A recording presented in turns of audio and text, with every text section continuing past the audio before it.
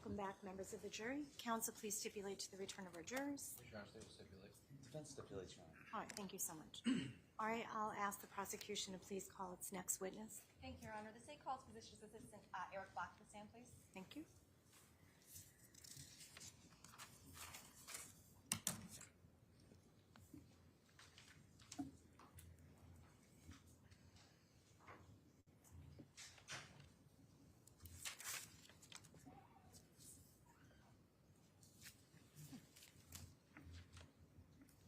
Good morning. Please enter the witness stand, remain standing. Please remain standing. Thank you. That's okay. Madam Clerk's going to put you to oath, okay? Please raise your right hand. Do you solemnly swear or solemnly and sincerely affirm, as the case may be, that the evidence you shall give concerning this case shall be the truth, the whole truth, and nothing but the truth, so help you God, or upon penalty of perjury? Yes. Thank you. Please state your full name, spelling your last name for the record. Eric Black, B-L-A-C-K, Please state your business address. 130 Division Street, Derby, Connecticut, 06418. Thank you. You may be seated. Thank you. You may proceed. Thank you, Your Honor. Good morning, PA Black. How are you today? Good, how are you? I'm good, thank you. As you can see, it's a little bit difficult to hear in this courtroom, so the more you can speak up, sit a little bit closer to the microphone, would be better. Okay. Thank you so much. So, PA Black, where are you currently employed? At Griffin Hospital Emergency Department. Okay, and what is your position there? I'm a physician assistant. And how should I refer to you as? You can call me PA Black or Eric is fine. Okay. And where is Griffin Hospital located? It's in Derby, Connecticut. And for how long have you worked at Griffin Hospital? 8 years. Which department do you work at Griffin Hospital? The emergency department. And please tell members of the jury your educational background, including any degrees you might hold. I have a bachelor's degree in public health from Temple University and a master's in health science from Quinnipiac University. And your work experience, please tell members of the jury about that. I've worked at Griffin Hospital for 8 years in emergency medicine. Prior to that, I worked in urgent care for 2 years. I also work at St. Vincent's in the emergency department. Been there for about 3 years per diem. And have you testified in court before today? No. Back in May of 2022, did you work at the emergency department at Griffin Hospital? Yes, I did. And on any given day and night, how many patients would you see? My average is probably about 19. 19? And what are your duties working at Griffin Hospital? I see patients. I diagnose, treat a variety of illnesses that are acute, chronic, emergent, urgent. I do simple procedures like lacerations and I splint fractures, things like that. If you could explain to the members of the jury how you work hand in hand with the doctors and nurses at Griffin Hospital. So I technically work under the supervision of a doctor, but basically that just means the doctor has to be available for consultation. That could be by phone. Some patients I may present to the doctor, some I may not. The nurses we work as a team. I put in orders and they carry out the orders. Directing your attention to May 15th, the early morning hours of May 15th of 2022, do you recall working at Griffin Hospital on that day or morning? I do.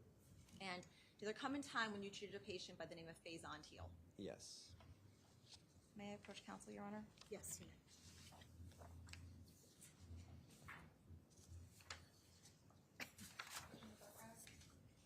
Yes.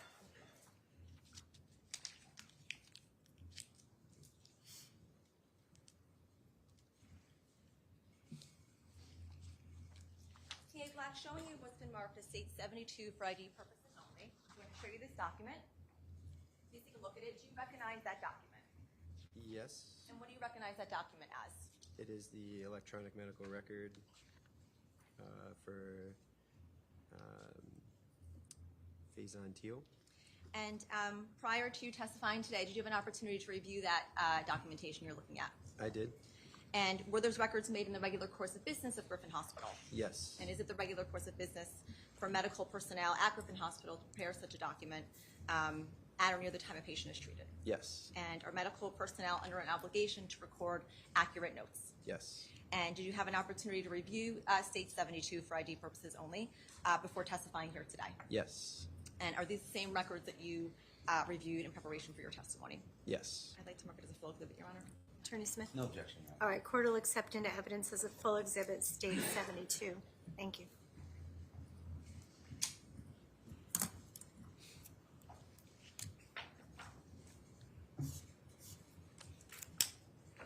Black, handing you now back what's been marked as a full exhibit, state 72. You can now refer to this documentation as I ask you some questions. Okay. K. Black, just please identify when Faison Teal arrived at Griffin Hospital, when you met him that morning on May 15th of 2022. I believe it was approximately, this says 1:18 a.m. he was registered, so that's usually about the time that they check in. Okay, and to your knowledge, you're referring to state 72. How was he brought into Griffin Hospital? By ambulance. And when he arrived at Griffin Hospital, to your knowledge, where did he go? I believe he was brought directly to an exam room. And when a patient is brought in, just in general, from an ambulance, it does an alert go into effect? How are you made aware that a patient is being brought in by ambulance? So generally the EMTs will radio ahead what they're bringing in, and depending on the severity of the situation, we may prepare a room, we may prepare supplies, whatever the situation is. Then they'll usually be seen by a nurse and a multi-skilled tech first. They'll take vital signs, they'll put their information in the computer, everything like that. And then either myself or one of the physicians will see them after that. Please explain to the members of the jury how you personally got involved in this case in treating Faison Teal. So I was working that night, and I was aware that there was a laceration coming in, and generally it's my duty to take care of all the lacerations and simple procedures. So I knew that they were coming in, and then once his name showed up on the board, I was aware what room he was in, so I went and saw him in the room. Upon examining Faison, were you able to observe any wounds on his body? Yes, he had a laceration to the left upper arm. And when you use the word or term laceration, what does that mean? It's a cut into the skin, usually linear in nature. Usually when I say laceration, it goes beyond the skin into the fatty tissue. And you observed one laceration on his body? Yes. And again, where did you specifically see this laceration? The left upper arm, I would call it the distal or the end of the left upper arm, like right about here.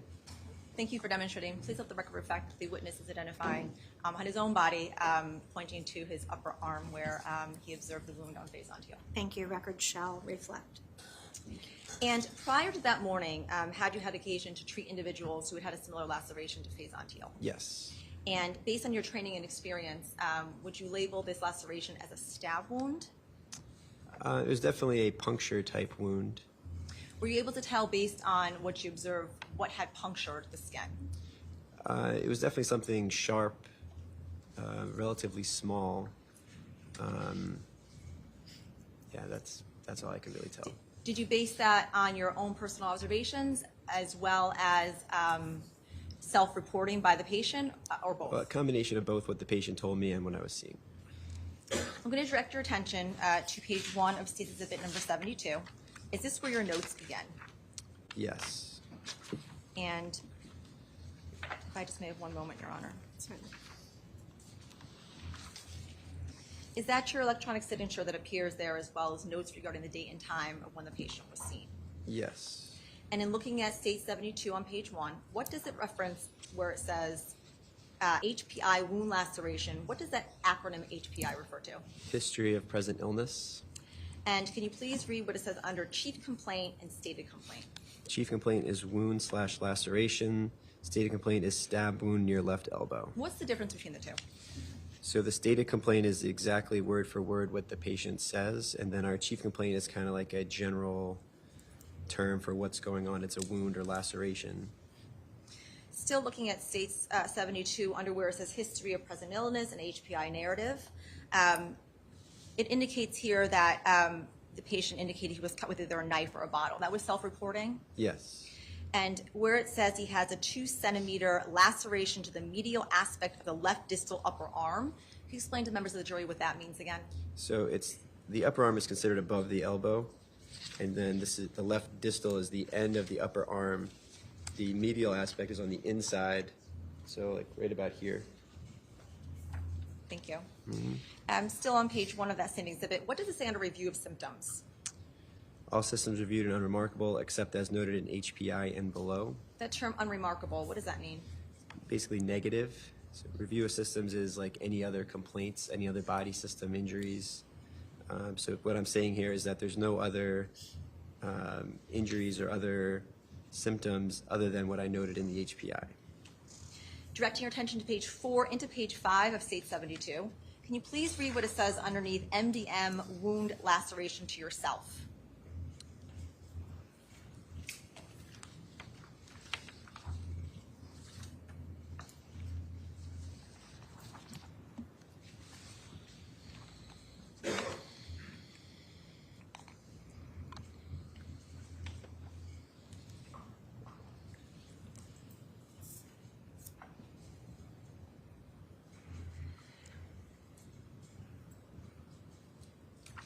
What does MDM refer to? It's medical decision making. Okay. And where it indicates in that paragraph where it says lacerations of the left upper arm, lacerations approximately 2 centimeters linear into the subcutaneous tissue, what does that mean? It's a linear cut into the fatty tissue. So when you observed Faison Teal's laceration, did you see anything coming out of that laceration? And if you did, please explain, describe what it was. Yeah, there was fat tissue coming out. Is that what is withdrawn? When skin is cut, is that the first layer of skin that comes out, or is it? If you go below all the skin, you'll see fat. There's several layers of skin, and then the fat is underneath that. And usually that fat is under some degree of tension and held by the skin. So when the skin is cut, it kind of comes out of the wound. Can you estimate how far into the skin something would have to cut in order for that fatty tissue to be exposed? Everybody's a little bit different, but I would say probably maybe half a centimeter. And where it indicates in State 72, underneath that MDM wound laceration paragraph, it indicates no evidence of any tendon injury, no signs of any vascular injury or muscular injury. What does that indicate? So the wound was just into the fat, that there was no tendons cut, no muscle injury, no nerve injury. So he's able to move his arm, feel everything on his arm. There was no pulsatile bleeding. It seemed to just be a soft tissue injury. Based on your experience, would it be possible for a patient who suffered an injury such as this to still experience some numbness or tingling after the injury, meaning Sure. even months after the injury? Sure. And why would that be? Could be from superficial nerve damage, from swelling, just from a nerve injury that's not detected at the time. Now, directing your attention to page 5 of State 72, to the start of the second paragraph, please explain what was done, or please read what was done to help mend the wound, the laceration. Okay, so the wound was cleaned with sterile water and betadine. 2% lidocaine was used for local pain control. 5-3-0 nylon simple ruptured sutures were used to approximate the wound. Patient tolerated it well. A sterile dressing was applied, and bacitracin was applied. Did you personally suture Faison Teal's laceration? Yes. And betadine, what is that? It's like a iodine-based antiseptic. And the 5-3-0 nylon simple erupted sutures, what are those?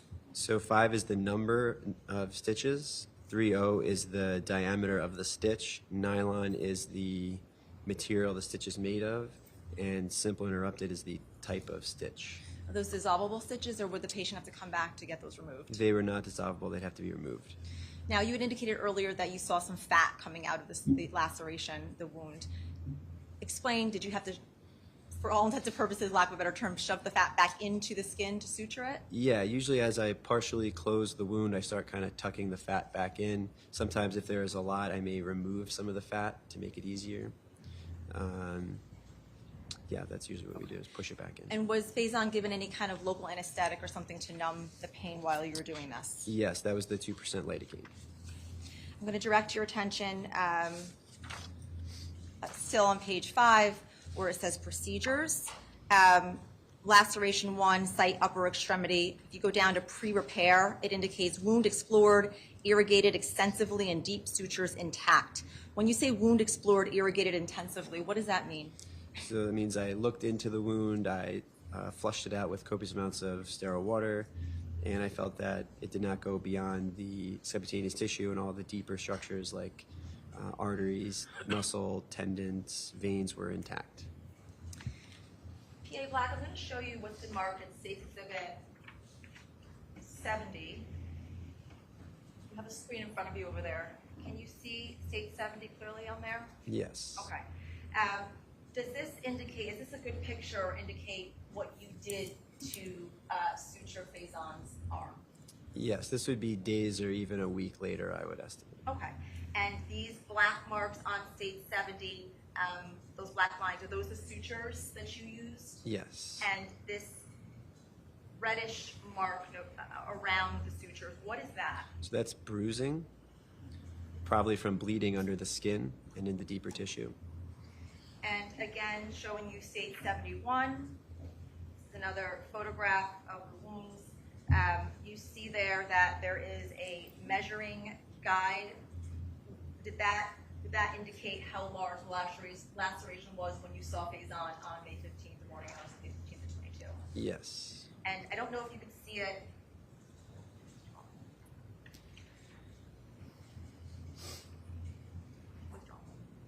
Now, PA Black, directing you back to states 5 under patient reevaluated, which I believe is after where you indicate what you did with the patient. It says patient was reevaluated. What was the purpose of that? Just to make sure there was no additional injury that I may have missed, that there was no arterial injury, that he was still doing well, and to give him discharge instructions. Okay, and it indicates that wound care procedures were discussed with him. He was he's given instructions, advised to see his doctor, and told to come back in 3 or 4 days for a wound check. Did that indeed happen? Do you know? I don't know if that happened. Is that 3 or 4 day check back? Would that be when the sutures would be removed, or would that be at a later time? No, that would be at a later time. Sometimes I tell patients to come back in 3 or 4 days just to make sure it's not getting infected if I'm more concerned or if it was a deeper wound. Under, again, state 72, referring to page 5, where it says differential diagnosis, it indicates likely laceration, abrasion, and avulsion of skin. What does avulsion of skin refer to? That's skin that's cut away from the body or removed from the body. Still referring to state 72, directing your attention to PCS discharge summary, page 1 through 5. If you continue, it's towards the back.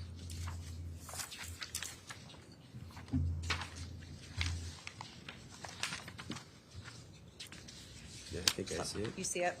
Referring to page 1, where it says PCS discharge summary, with reference where it says ED triage plan. It's a triage pain, rather. What does that mean, and what does it say? So the triage pain is usually 1 to 10 on how severe the patient's pain is. Might be on the wrong page.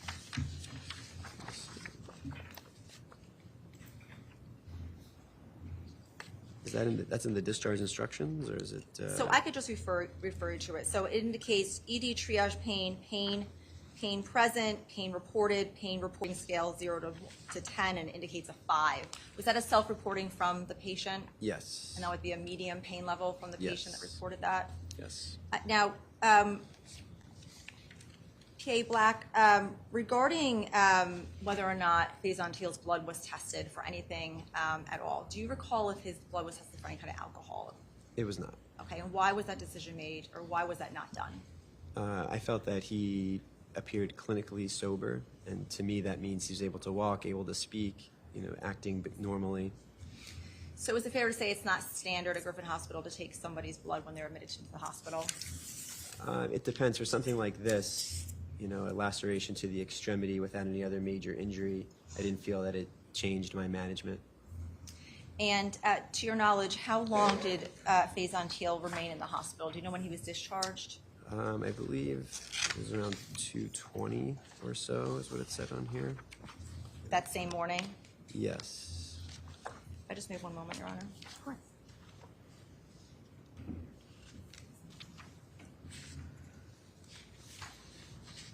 Does 2:35 sound about right? Yeah, I think that's the latest time I see on here. Yes. Now, before he was discharged, did you indicate to him that if he experiences anything at all, to come back to the hospital? What would you have told him? If there was excessive pain, swelling, redness, numbness, tingling, if he couldn't move the arm, something like that. As far as any kind of signs of infection, what would what would be indicative of signs of infection? Spreading redness, excessive pain, discharge of pus, fever, stuff like that. Thank you. I have no further questions. Okay. Attorney Smith? Thank you. Thank you.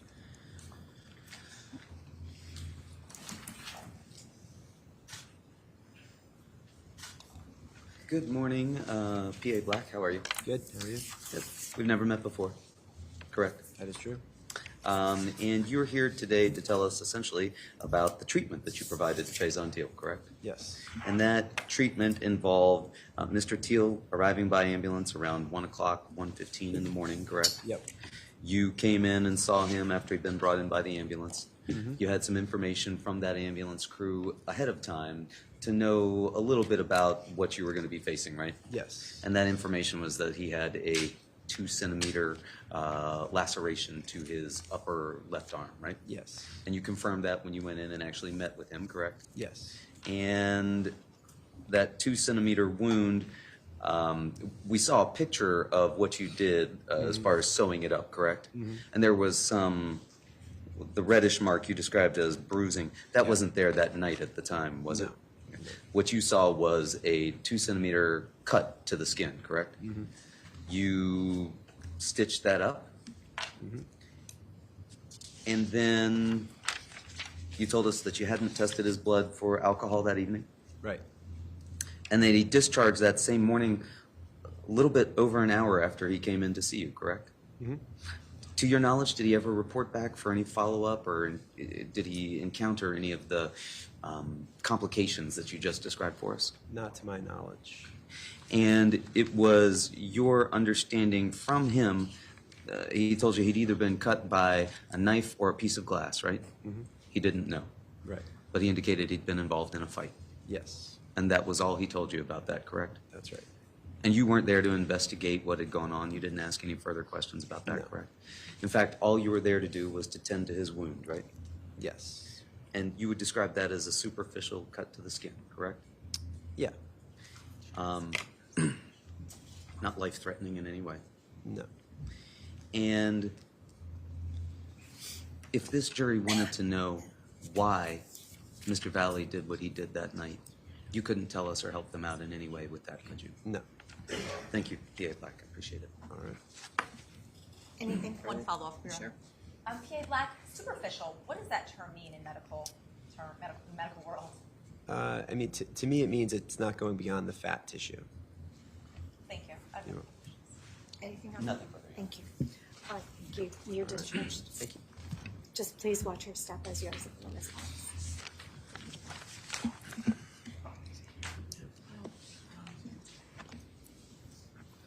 Yeah. Is the state prepared to call its next witness? Yes, Your Honor. All right. State will call Tommy Connory. Thank you.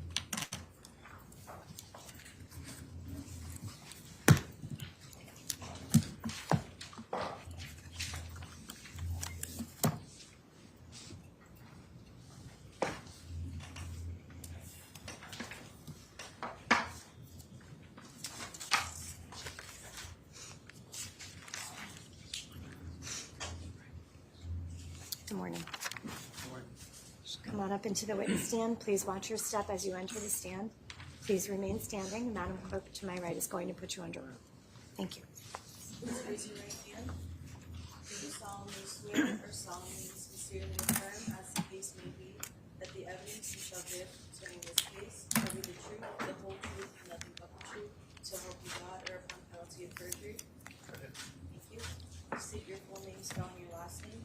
Thomas Connery, C-O-N-N-E-R-Y, Please state your address. 39 Southern Lane, Charlestown. Thank you. You may be seated. Good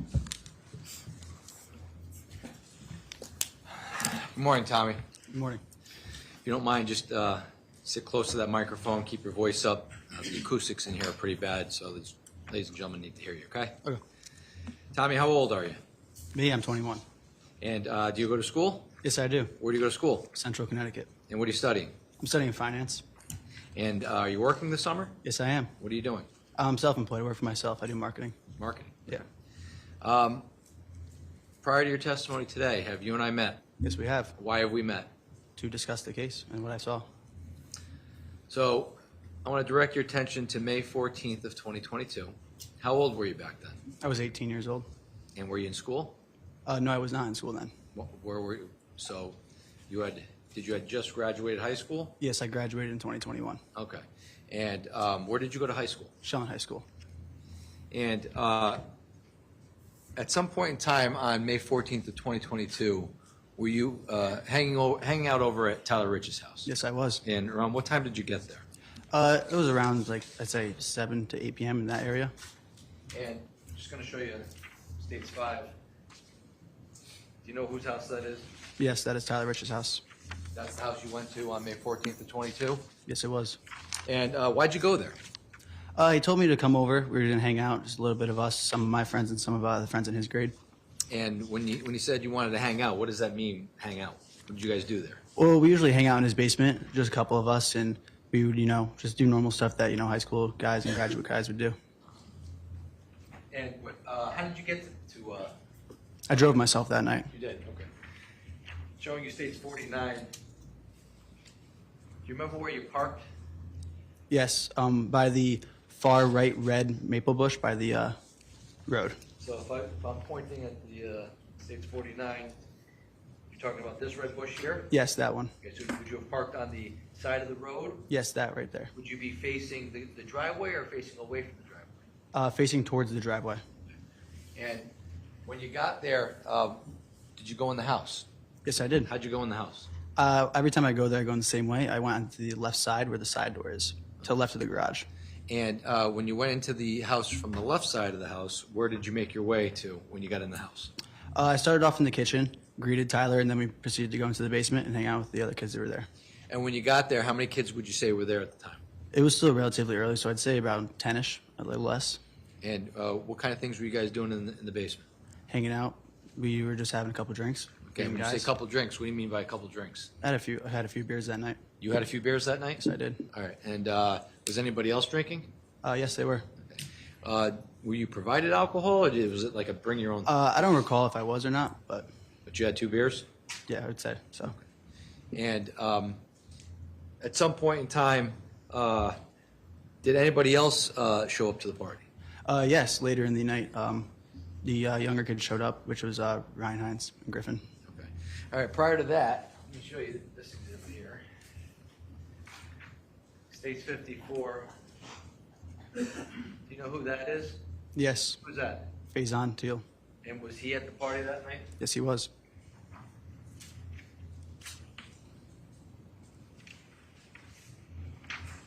Showing you States 56. You know who that is? Yes, I do. Who is that? Ryan Hines. Was he there that night? Yes, he was.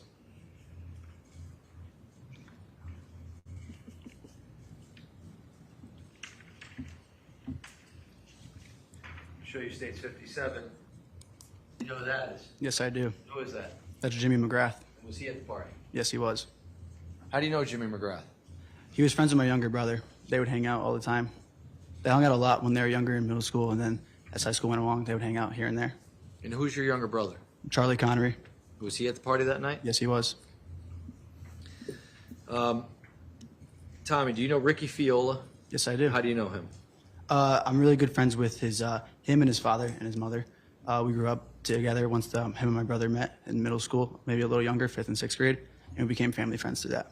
And do you know if Ricky Fiola was at the party that night? Yes, he was. And how about Sal Perry? Yes, he was there too.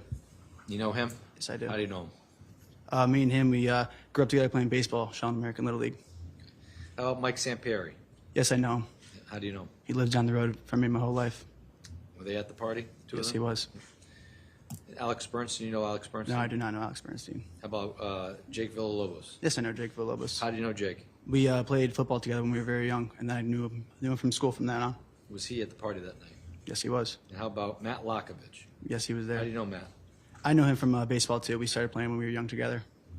Okay. Do you know if Matt was at the party? Yes, he was. Now, you say that Griffin and... How do you know Griffin? He's really good friends with my brother too. Okay. So Griffin and Ryan showed up at the party at some point? Yes, they Do you did. recall what time it was? It was later. I would say 9:30, 10ish time. And what was the lighting out like that night? Do you remember? Yeah, it was nighttime, so it was a little bit, darker, but it wasn't too dark. The moon was light, and his driveway has, they had lights there too. So when Ryan and Griffin showed up to the party, were you made aware of an incident that occurred at Lazy Brook Road? Yes, I heard people saying that they were, jumped at a St. Joe's party down the road in Lazy Brook. Were you made aware that this happened prior to Ryan and Griffin getting to the party, or after they arrived at the party? After they arrived. Were you aware about a group messaging or group chat? That was No, going I was on? not aware of that in the moment, no. Are you aware of it now? I am aware of it now. After the fact? Yes. But at the time when Griffin and Ryan got to the party, was there any talk about a group messaging that was going on? Nothing that I heard of, but I assume there was. Now, at some point in time in the night, did individuals who were not invited to Tyler Rich's house show up? Yes. Can you please tell the ladies and gentlemen of the jury what you remember about that? So people showed up in a Honda Pilot. They showed up and they were parked in the far side of the road across from the driveway, and they were facing down towards Farmhouse Lane. So I'm going to show you States 30. Is this the car you saw that night? Yes, that is. And with regards to States 49, you said they parked in the road? Yes, across from the driveway, but more towards the Adams Drive side. So can you describe on States 49 where you actually saw them park?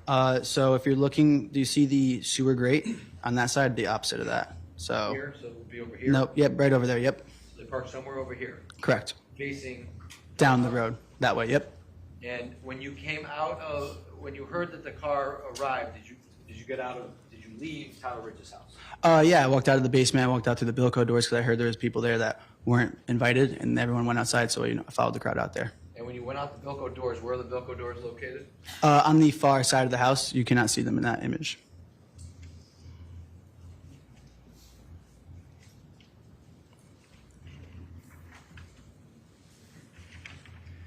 I'm going to show you States Exhibit 5. Can you see in States Exhibit 5 where the Bilco doors would have been located? Yeah. So if you see the AC unit to the right, they're behind that. So right here? Yes. In this area behind the SHE unit? Yep. So if the record can reflect, he's pointing to the clearing in the area to the right side of the house in front of the blue truck where you can see an AC unit, and it would be behind the AC unit, I think is what he indicated. Yes. All right, record will reflect that. Thank you. So when you came out of the Bilco doors on the right side of the house, what path of travel did you go when you left the house in States 49? I'm going to put that back up there. So I walked along the house line, so in that grassy area between the white and the blue truck. Okay. And then you walked down the driveway? Yeah, but not too far. I'd say I was sitting in the middle of it, standing. Okay. And so you didn't walk all the way down the driveway? No, Why didn't you walk all the way down the driveway? because I already saw there's some people in the road, and I didn't want to go and get involved. How many people would you say were outside at that moment? It was about outside or by the car. Well, how about by the car? Probably about 10-ish people, And how many people were outside in total, do you think? probably 20-ish. So there were around 10 people near the car and another 10 people maybe Yeah, back more where you people in were? the driveway. And did you, can you describe what the interaction was with regards to the people who were near the car? So I just heard bickering back and forth. People were yelling, and it was loud. I did not hear exactly what it was, but that's all I was able to pick up from it, just arguing. And did you observe anything about, well, withdrawn, do you know who went and approached the car when you were No, outside? I do not recall exactly who. Okay. But they were your friends? Yes, they were my friends. And do you recall if, when they had this bickering back and forth with the individuals in the car, do you recall what, if anything, they were doing? Did they do anything to the car? Nothing that I saw, no. Nothing that you saw. Do you recall if anything was being done from the car towards No, your I do friends? not recall if anything. At some point in time, well, withdrawn, how long did the back and forth bickering last for? Probably a good 5 minutes. And at some point, did the car leave?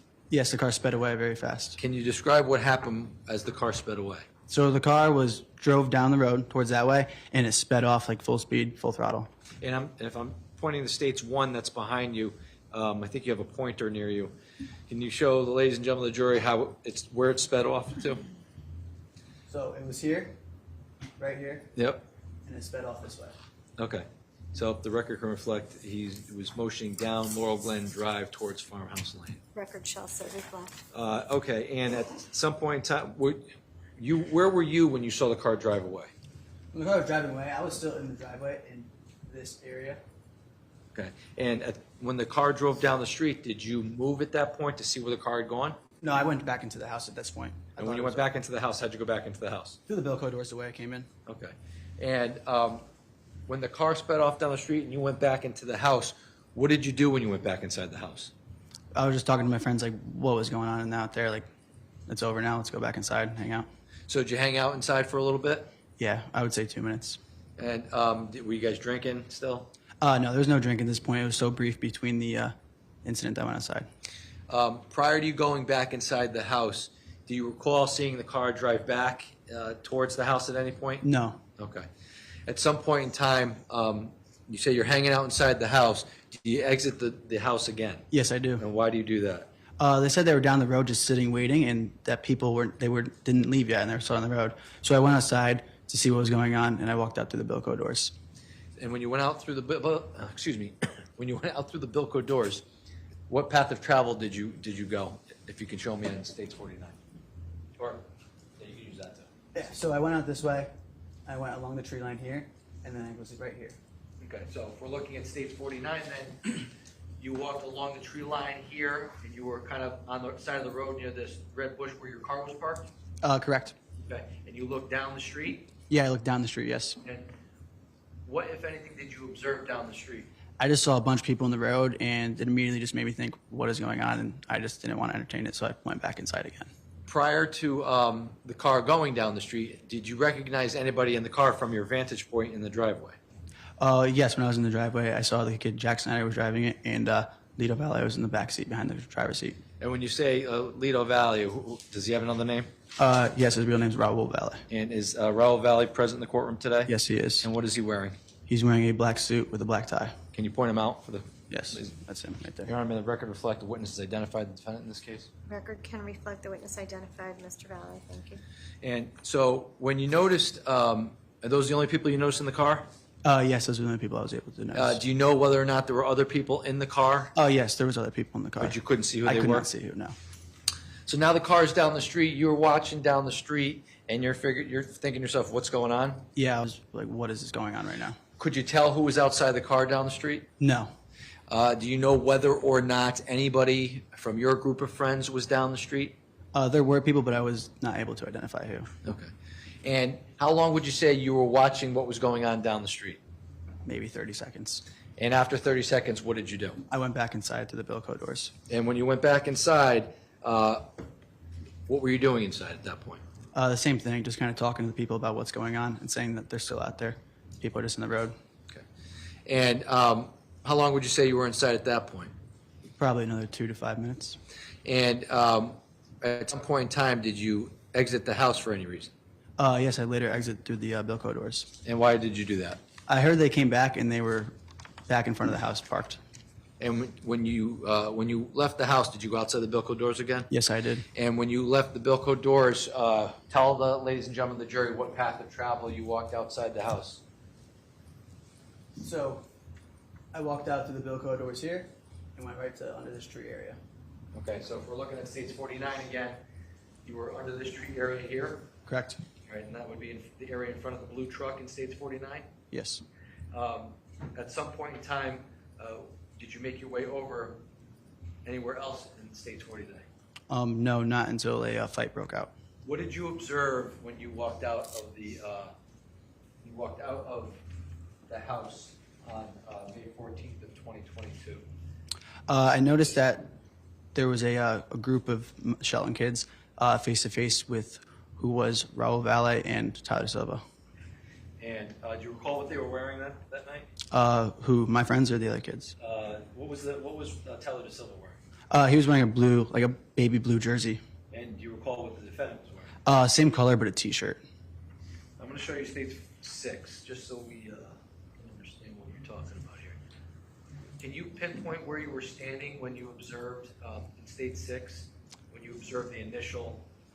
Yeah, so I was standing In front of the blue truck by that mulch pile. Okay, so if I point right here, Yes, sir, right there. so if the record can reflect in front of the blue truck in state 6, there is a brown mulch pile just to the left of the red bush, but obviously it's behind the red bush. Court will note it on the record. Thank you. So in regards to state 6, can you tell us where the defendant and De Silva were standing? Yeah, they were standing to the road side of the red bush facing Shelton kids. Right around here? Yes. Okay, so the left, so below the red bush to the left, down in this area here. Correct. Maybe a little more to the right for your finger. Right But around yeah. here? No, left more a little bit. Yeah, right there. There. Okay, so the record can reflect, I'm pointing to the left lower hand portion of the exhibit, which is in the grass area, which is down to just slightly below and to the left of the red bush. All right. Court will allow the record to reflect that. Thank you. And when you saw the defendant and Mr. De Silva in the yard, where were they standing? Were they close to each other? Yes, they were close. And who was on the right, who was on the left? Do you remember? The driveway side was Tyler Silva, and the other side was Lido Valle. And do you recall if any of your friends had approached them? They approached my friends, and my friends were, yes, face to face with them. And do you recall who out of your friends were face to face with them? So from the driveway starting, then going to the left, from the driveway was Tyler Rich, then Tyler Wood, and then Ryan Hines at the time, who I believed was my brother. And you thought Ty Woods was your brother at the No, time? I thought Ryan Hines was my brother in that Oh, moment. okay. And who was Ryan Hines and Ty Wood closer to? They were closer to Lido. Okay. And Ty Rich, who was he closer to? Tyler De Silva, I'd say. And when did you observe them interacting? Yes, they were. What was the interaction like? It was just talking back and forth, arguing at first. They were arguing? It was, yeah, they were talking. They weren't being, Was it peaceful? I guess so, maybe. Not really. They were just arguing, so I wouldn't say peaceful, no. Okay. And do you recall what they were arguing about? No, I could not hear exactly what it was. You just saw arguing. Yes. And when you were witnessing the arguing, can you explain how long the arguing took place for? For the time that I was there, it was about 20 seconds, and then there was movements. Okay, can you describe what happens when there's movement? Yes, so it looked as Lido Valle was to go make a punch, and then someone from Shelton threw a punch and it hit him. Do you recall who punched him? No, I didn't, but it was someone on the right side. But you say you recall watching the defendant make a move. Yes, his body jolted like he was going to do something. Can you show us physically what you saw? Like, can you see? Yeah, he was like this, and then he like went back. He like cocked like he was Yeah, gonna. it's like that, yes. Okay. With his right hand, he cocked with his right hand. Yes. Now, after you said someone from Shelton threw a punch. Yes, Do as you that know who was they going on. punched? Do I know who he punched? Yeah. Yes, Lido. Okay. And when that happened, can you describe what happened next? Yeah, so right when that happened, I knew there was a fight breaking out. So I ran over from the mulch pile into that fight. And then as that happened, I went to the far left which was Ryan Hines was standing, and I pushed him and Lido were going at it at that moment. I pushed him and Lido away from each other, but I ended up taking his place. So now it was Lido and me face to face with each other. Why did you run over into the fight? Well, one, because I immediately thought he was my brother, since he was standing next to Ty Wood, who's my brother's best friend. And I knew that there was a fight going on, and I didn't want to see people fighting. So, what did you witness about the interaction between the defendant and who you now know as Ryan Hines prior to you going over? They were just tussling, no, like just pushing each other, like on like hand movement, no like full punches. Now, prior to you going over to push Ryan Hines out of the way, did you have a weapon on you when you went over No, there? I did not. Now, when you went over, you thought Ryan was your brother? Yes. When you said you took his place? Yes. What does that mean? Describe what I happened. pushed him and Lido away from each other, and as that happened, I kind of mostly pushed Ryan, and I was now face to face with Lido, and he was to the side of me. Okay, so when you say face to face, if the microphone is Lido, are you like this? Yes. Okay, so you push Ryan out of the way with, you get in between them, push Yeah, Ryan I get in out? between them. Yes. Now, when you push Ryan out of the way, describe what happens next. So me and Raul had made eye contact, and he slipped back, so he was kind of down like waist level with me. So he was like on like a knee? Yeah, something like that. Not a knee, but bent over. Okay. Like he was slipping, holding himself up. And he looked at me, and then he proceeded to at the time I thought he was punching me in the leg, which he was stabbing me. So wait, so I want you to, can You want me to demonstrate? Yeah, let's demonstrate. Can you maybe step down your arm? That's fine. So if I'm you, and I'm standing like this? Yes. Okay. He's like this. Like, not here like this. 1, okay, 2, 3, okay. At the time when he was hitting you in your left leg, Yes. did you know you were being stabbed? No, I did not, but I felt like being punched. Okay. And did you have any other feelings when this was happening other than being Yeah, I punched? was able to feel like almost like a sharp pop, but I didn't acknowledge it was a stab. I didn't know in the moment, but I did feel stronger than a fist. Okay. And at that point in time when that happened and you had withdrawn, did the defendant hit you more than 4 times at that point? Not that I know, no. And after he hit you 4 times, what happened next? So as he was hitting me, I was pushing him away, trying to get him to stop hitting me. How were you trying to push him away? Do you want me to just demonstrate Yeah. it? So if you're underneath, and I'm like this. Yeah. Hines is here in this moment. Yep. And I was like this. Get off. Like that. Okay. And did the defendant move away from you at that point? After the times he was punching me, me and him for some reason just separated. The fight just stopped, and I just walked back, and he walked away towards the road. Okay. And what did you do next? Well, withdrawn. Do you recall where the defendant went to after that?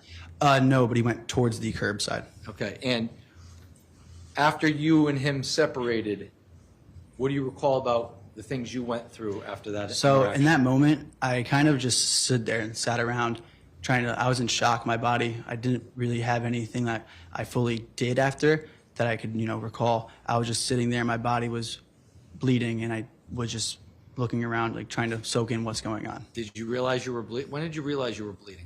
When the car eventually drove away, I realized I was bleeding. And when you realized you were, who did somebody bring it to your attention that you were bleeding? Or? No, I brought it to my attention because I knew it was drizzling out, but I didn't think it was pouring. And I was like, why is my leg soaked? I feel like I'm covered in water. And then I took a flashlight out from my phone and I put it on my leg. And then I realized my leg from my quad all the way down to my ankle was covered in blood. There was no skin to see, and my shoes were covered in blood. And when you realized that you were, stabbed at that point, what happened? I immediately was like, I need stitches. And then I dropped to my right hip and laid there waiting for people to come over.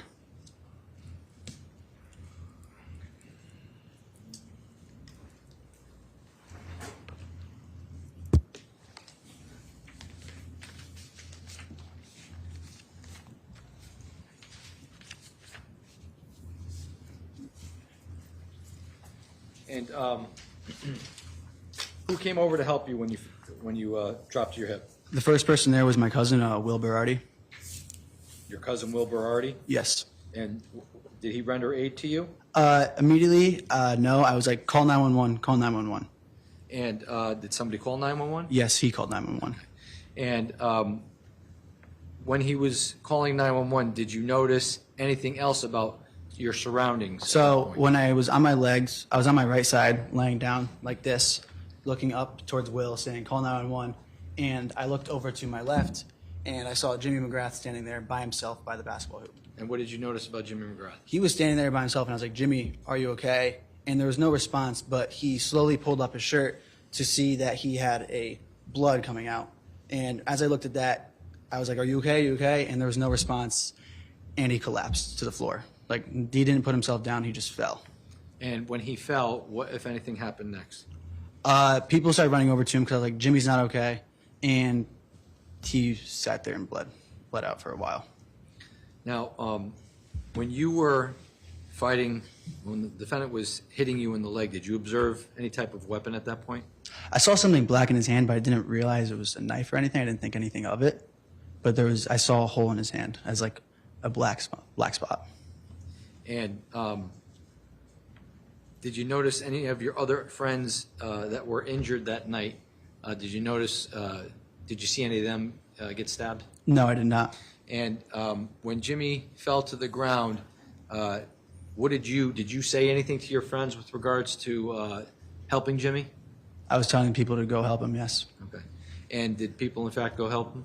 Yes, they did. And at some point in time, did 911, did somebody call, did first responders arrive at the scene? Yes, first responders arrived sometime later. And when they arrived at the scene, tell us what happened. What did you observe? So the officer came up to me and he was asking me if I needed some assistance, and he gave me a tourniquet and he put a tourniquet on my leg, as I already had some homemade tourniquets on my leg.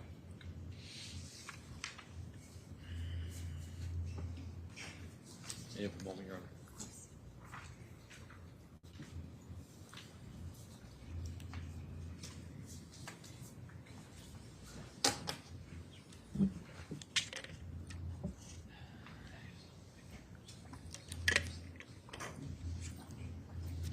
May I approach, Your Honor? Yes.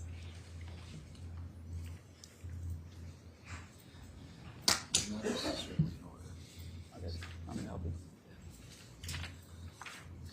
I'll show you what's been marked as State's Exhibit 77 for identification. You recognize 77? Yes, I do. And what is State 77?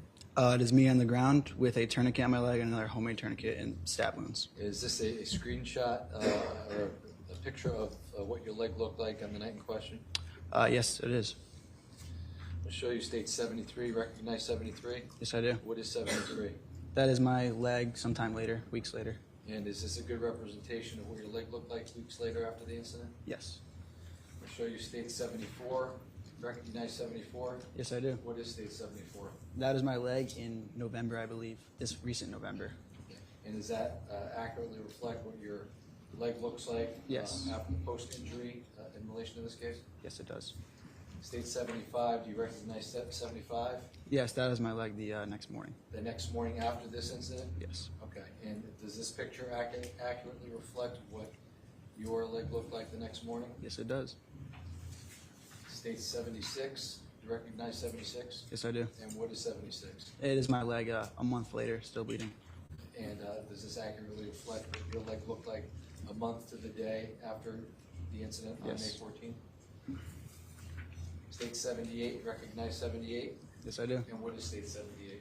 That's my leg a couple days later, bruised and bleeding. And does this accurately reflect what your leg looked like after the incident a few days later? Yes. State 79, you recognize State 79? Yep. And what is State 79? That's my leg in November, this recent November. This recent November? And Yes. does this accurately reflect what the left side of your leg looks like from this past November? Yes, it does.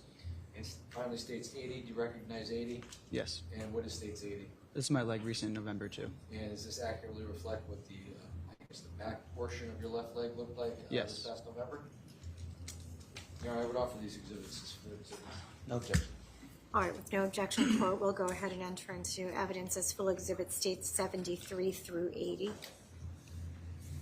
Thank you.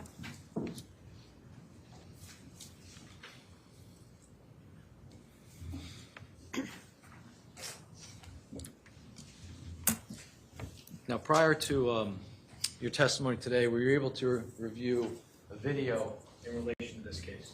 Yes. And that video, in reviewing that video, do you recall whether or not that video was shot at the beginning of the fight, or in the middle of the fight, or at the end of the fight? It was middle towards end, was not the beginning. And in your review of the video of the fight, do you know whether or not when this video starts, based on your review of it, can you determine if you were already stabbed at this point, or are you stabbed during the video or after the video? I believe I was stabbed before the video. Before the video Yes. starts? Okay. Can we just...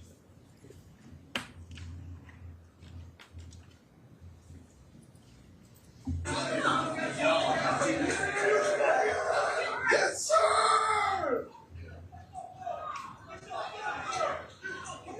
Come on, let's go, Lynn!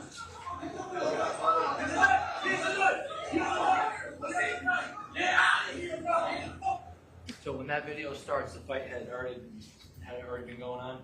Yes. How long did the fight go on for, do you think, in total? In total, Yeah.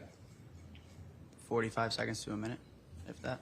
So that video was about 17 seconds. There was about maybe 30 seconds that happened prior to the video starting. Maybe a little less, 20.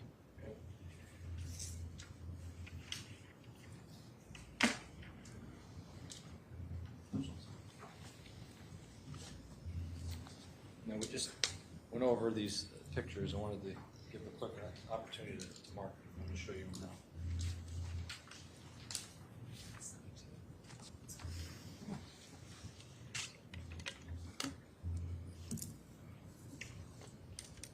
I'm going to show you what's been marked in State's Exhibit 77. You see 77, Tommy? Yes, I do. So was this picture taken the night that you got stabbed at Tyler Rich's house? Yes. And I see that there's these things on your legs here and here. Can you tell us what these are? Yeah, so the black one is a tourniquet that was provided by the police officer. It's right here? Yes. Okay. And the one on the left, right there, that is my T-shirt. So you took your T-shirt off, Yes, when I went to the ground, I took my T-shirt off. and when the cops got there, they put the top one on? Yes. I may have a moment, Your Honor.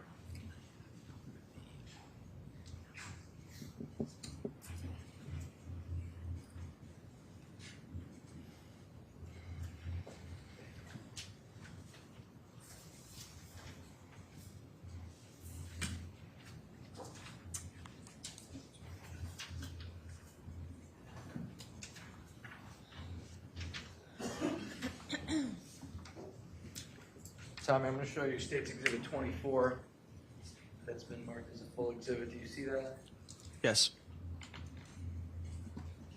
What is State's 24? Do you know what that is?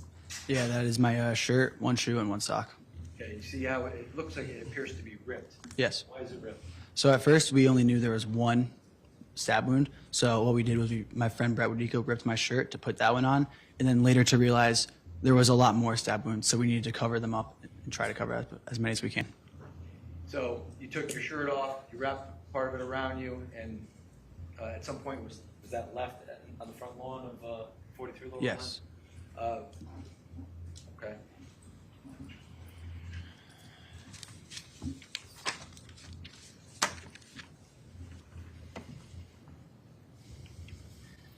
I just want to go through these pictures with you. This is State 73.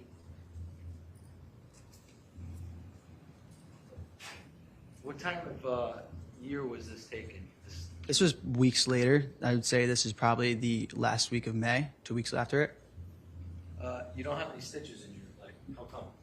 The doctor only gave me 2 stitches. He gave one on the really big one and then one on the top left one because they said my wounds were too deep and they were dirty, so they could not stitch them properly. So they wanted, what was the purpose? Do you know the purpose of leaving them on So I wouldn't get infected to stay clean. State 75? When was this picture taken? This was the next morning. And it looks like here, your left quad is affected. Yeah, it's bulged up and swollen and bleeding. State 78. When was this picture taken? That's a couple days later. That's bruising and still bleeding.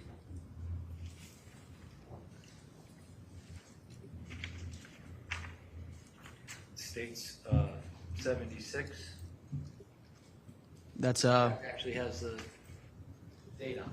yeah. So that's in 1 month later, and I was still bleeding in that top one.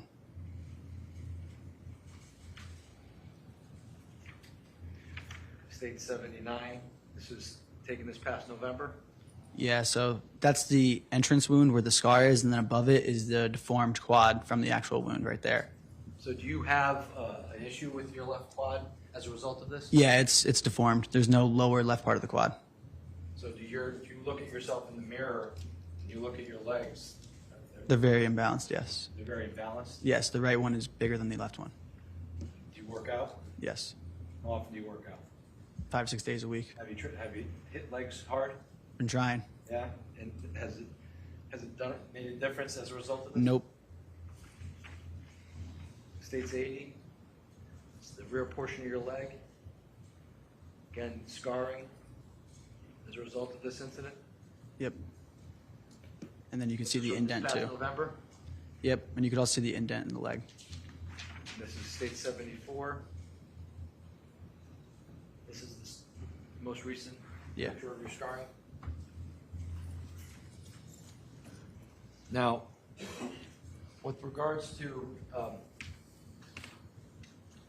friends that were at the Rich's house that night, when you were outside and the fight broke out, how many people would you say were outside at that moment? 10 to 15. And how many people were actually involved in the fight? From what I saw, it only looked like 3. Fair to say that everybody else not involved? Yeah, in the What were they beginning. doing? Do you know what they were doing just prior to the fight? No, I did not. Do you know what they were doing during the fight? No, not during the fight, but I just seen the video. I seen more. And it appears, what does it appear most people are doing? Most people are sitting watching. And with regards to the lighting that night, when the fight, just before the fight started and during the fight, were you able to see in front of you? Yeah, I was able to see in front of me. Could recognize people you knew? Yeah, I was able to recognize faces. Did anybody have any lighting or cameras or anything else out? Yeah, there was flashlights on. Do you recall if anybody, we know now that there was a video of the fight, do you recall in the moment though, was anybody videoing it? No, I did not know it was being videoed. Mr. You stayed 61. This is a still shot from the video you just watched. Have you seen this before? Yes, I have. And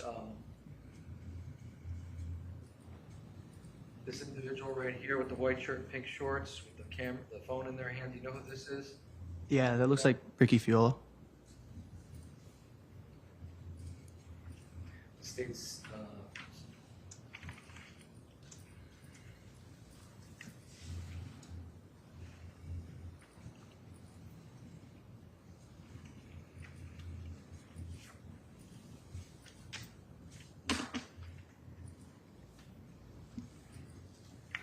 State 63.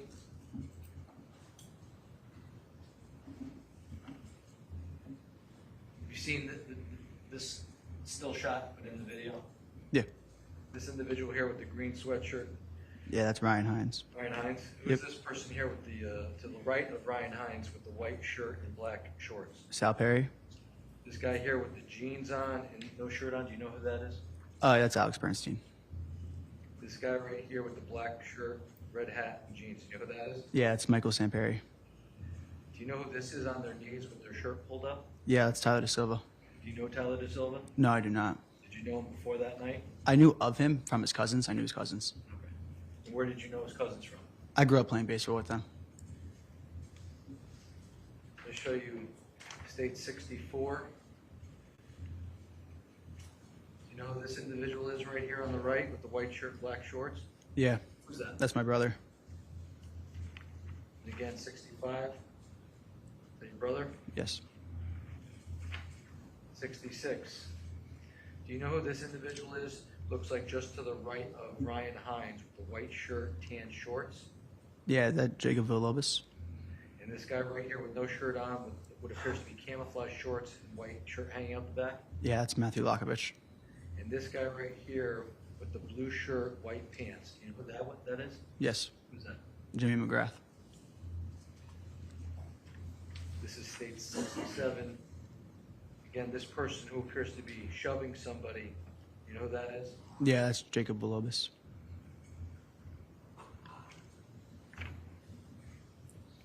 State 68. This guy right here with the jeans on and the shirt pulled up, going towards the street. Do you know who that is? Yeah, that's Tyler De Silva. How about this individual here to his left? That's Raul Valle. That's the defendant. Yes, it is. And 69.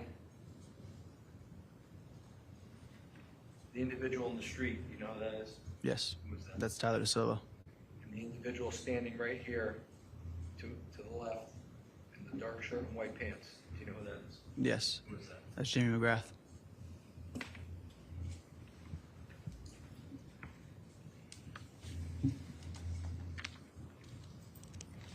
Now, as a result of your wounds from May 14th of 2022, can you tell us about what other treatment you had to go through? Tell us what about your recovery. So the first night in the hospital, I was there for some time, and I wanted to stay the night because they weren't giving me stitches. So I thought I was going to bleed out. I didn't know. I'm not a doctor, so I didn't know how much blood is too much blood. So I was very scared, and I wanted to stay in the hospital. But they told me I was going to be good to go home. So they gave me the 2 stitches after asking, and they sent me home. And then exactly 1 week later after the incident, I stood up and I passed out and had to go back to the hospital.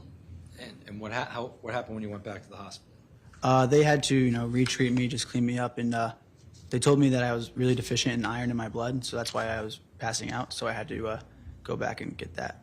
And do you know why you were deficient in iron? No, but I'm assuming it's from lack of blood, lost blood. And what was your recovery time like as far as were you able to walk right away? I was in a wheelchair for some time, I think 7 to 10-ish days, and then I was crutching around after, and I was crutching for a while. I couldn't walk for over a month, maybe like about a month.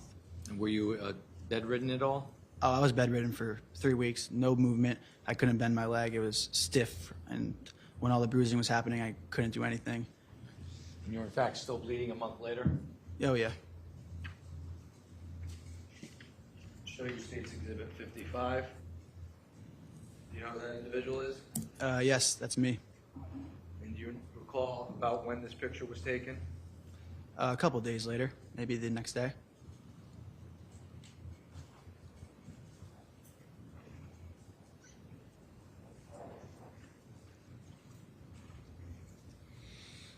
Now, have you had any other effects as a result of this besides the physical effects? Mentally, I mean, it was really hard to get through for the first month. My parents would try to help me, and I was telling them to get off of me. I wanted to try to do things on my own, but I couldn't. So I was frustrated with everybody around me, and then frustrated when I was trying to start to learn to walk again. And mentally, I mean, it hurts, but that's really it. And on May 14th of 2022, did you give any type of statement to the police that night, or did you do it the next day? I did the next day. And was that the only statement you ever gave in regards to this case? No. You gave multiple statements? Yeah, I gave 2. And what you told police, is that any different today than what you told police back then? I mistake my brother with Ryan Hines. I have no further questions, Your Honor. Thank you. Okay. Attorney Smith. Thank you, Your Honor.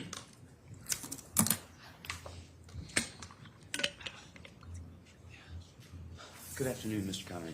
Good afternoon. We've never met before. Nice to meet you. Nice to meet you. Sorry it is under these circumstances. I want to go over your testimony and just review a few things. But let's start kind of close to where we left off with some of these photographs, okay? Okay. Yeah, I know.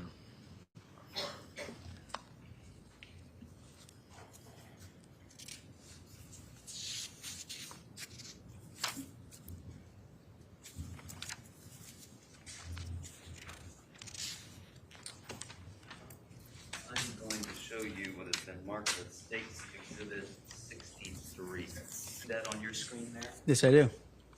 And you identified this person as being Ryan Hines, correct? Yes. And he's wearing black shorts with a white stripe, you would agree? Yeah.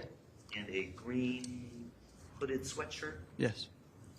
And this person next to him, you identified that person as being Sal Perry? Yes.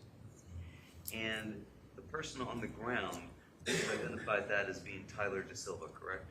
Correct. You told us before that Mr. Hines was fighting with Mr. Valle, correct? Yes, I did. And in this photo, you'd agree that Mr. Hines is actually over near Mr. De Silva, correct? Correct. And in fact, you can't see Mr. Valle in that picture, can you? No. Do you see your brother anywhere in that picture? No, not in that one, no. You see Alex Bernston here? Mm-hmm. Yes. And then I'm going to show you what is State's Exhibit 64. You still see Alex Bernston there? Yep. Correct. You see Ryan Hines here, correct? Correct. And you see your brother here, correct? Correct. Where are you at the time this picture was taken? So I am behind that crowd, towards the car, not towards the curb, but behind that crowd. So away from the driveway. You are behind this crowd towards the driveway? No, no, no. Like directly behind that crowd. Like you cannot see me. Closer to the pile of mulch that you described earlier? No, no, no, no. Like if towards the other property line. So directly behind it from our point of view. The pile of mulch is to the left in this angle. Okay. This is your brother Charlie here, Correct. and you are somewhere behind Charlie and this other unidentified individual? No, I'm behind the Alex Bernstein angle. You think you're behind Alex Bernstein? Yes, How far behind him do you think you were at that time? 5 to 10 feet. Did you see Faison Teal? No, I did not. Did you see Faison at any point that evening? No. Well, during the evening, yes, but not during the fight. And you see Mr. De Silva in this photo, correct? Yeah, you could see him a little bit. You see that Mr. Bernstein appears to have his hand somewhat on Mr. De Silva, right? Yes. And when this photo was taken, you're behind Mr. Bernstein. Yes. Where was Mr. Valle? In the moment he was towards the road. He was towards the road. Yes. And who was around Mr. Valle? I do not recall. But you recall seeing Mr. Valle? Yes. Was he by himself? After he was with me, I do not know where he went besides towards the road. So when this photograph is taken, or with the image captured here, this is a still shot from the video, right? Yes. This image captured here, you think you had already separated Mr. Hines from Mr. Valle at that point? Oh, yes. Okay. So at this point, Mr. Hines has already been stabbed? Yes. You've already been stabbed? Yes. When you were stabbed over behind Mr. Bernstein? Yes. And then after Mr. Hines was stabbed, he got up and he came over to the fight where Mr. De Silva was? That's what it looks like, yes. Is that what you saw?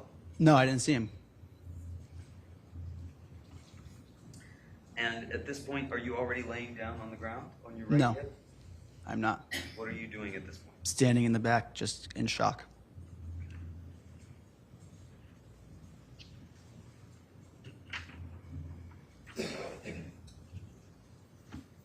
I'm going to show you now states 65. Can you see that on your screen? Yes, I can. And you still see Mr. Hines here with the black shorts and the green hooded sweatshirt? Yes, I do. And can you tell us who's beside him? No, I can't tell on that. This is your brother, Charlie. Yes. correct? Who's behind him? I think that is Joey Romano. Joey Romano. Where is Will Berardi in this picture? Nowhere to be found.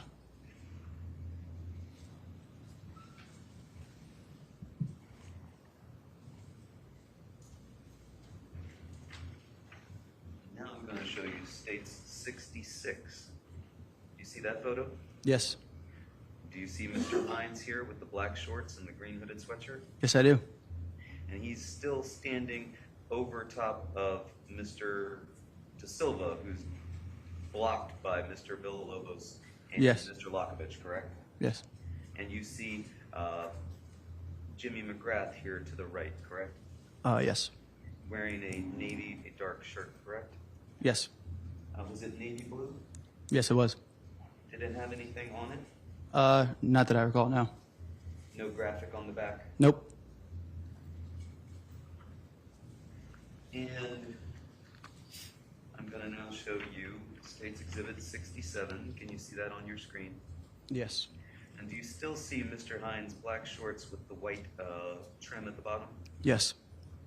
And you would agree that this is showing Mr. Villalobos is shoving Mr. De Silva into the road, correct? Yes. And do you see a figure here with a dark shirt on? Yes. Do you think that could be you, sir? Not that I know, no. You see what you think is Mr. McGrath here to the right again, correct? Yes. And you testified here that you were only engaged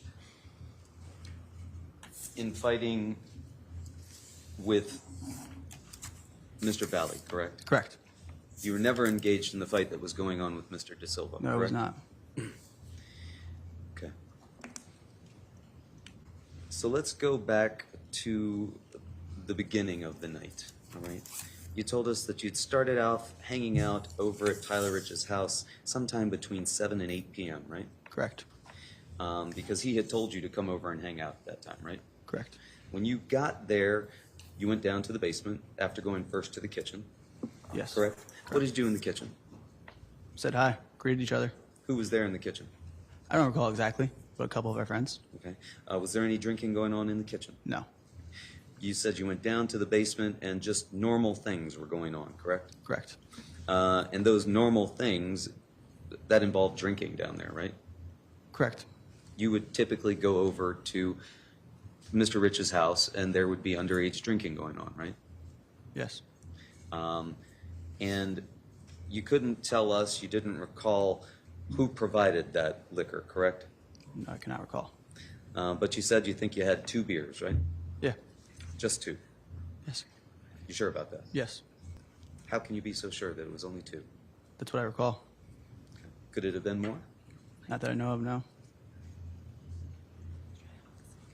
And you said when you got there that there were 10 kids there, right? Yes, about. Were there any drinking games being played downstairs? No. Just music, hanging out, Yeah, music, drinking hanging some out. beers. Did anybody have anything other than beers? Not that I know of, no. And you said that later that night, younger kids showed up, right? Correct. And those younger kids were Griffin Marcinzik and Ryan Hines, right? Yes. And you had some inkling, did you not, that they were on their way over because your brother Charlie had picked them up to bring them there, right? He did, but I did not know that. He didn't let you know ahead of time, hey, No. I'm picking these folks up? Nope. Had Charlie been at 43 Laurel Glen Drive at any point prior to bringing Mr. Marcinzik and Mr. Hines? Yes, I believe so. While you were also there? I believe so, yes. So you were there, he was there, he left at some point to go get Ryan and Griffin. Yes. He didn't tell you he was leaving to go and No. get them. But you had seen him there that night, right? Yeah, I've seen him there. Was he also drinking? Not before he left. Not before he left. No. After he left, he was drinking? I guess. Maybe. Well, did you see him drink? No, I did not. So you don't know whether or not he was No, I drinking? do not know. You assume he was drinking because that's what was typically done. at Yeah, that party. yeah. Anybody ever drink to the point of getting sick there? No. Not on that night. Not on that night, no.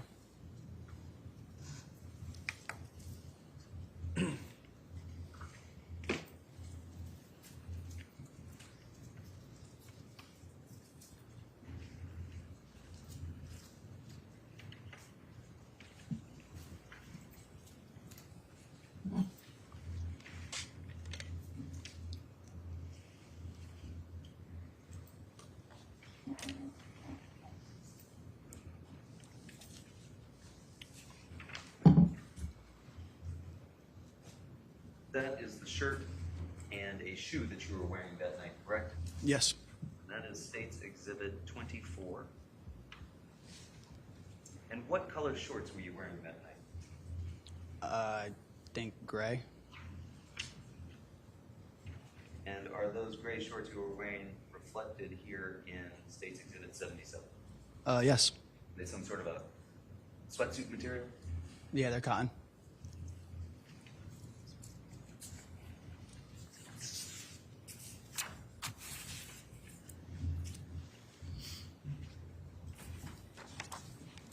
You identified for us earlier a couple of photographs. I'm showing you right now what is State's Exhibit 57. Do you see that, sir? Yes, I do. And you identified that as being Jimmy McGrath, correct? Correct. And Mr. McGrath is wearing the same shirt and shorts as we see later on in the video, correct? Yeah. You weren't there when that photo was taken, were you? No. Do you know whose home that is? Yes. Whose home is that? That's Mr. Jesus' home. Mr. DeJesus' home? Yes. And who is he to you? He is a family friend and a father figure to people. Okay. He's a family friend and a father figure to people. How old is he? I don't know. I don't know his age. I'd say the 50s. Mr. DeJesus is in his 50s. Yeah. And is this also a place where drinking goes on a regular occasion? Yes. You see a Bud Light there in the photograph? Yeah. You weren't there that night at Mr. DeJesus? No.